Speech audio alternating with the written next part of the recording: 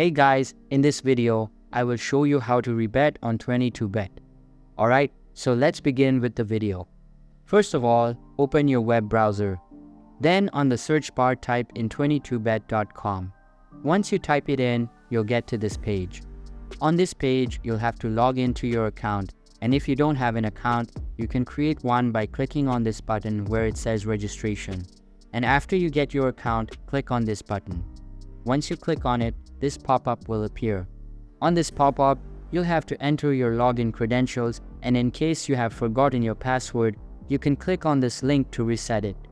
Once you have entered the detail, click on this login button, and once you're logged in, you can go to any sports that you want to bet. Then click on the match.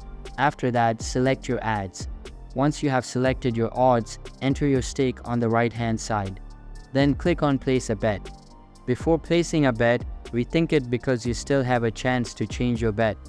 If you don't want to bet on this, all you have to do is click on this cross icon.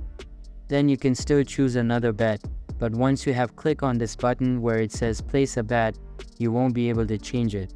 But there is still a hope. What you can do is click on this message icon, then contact 22bet member and ask them to change your bet.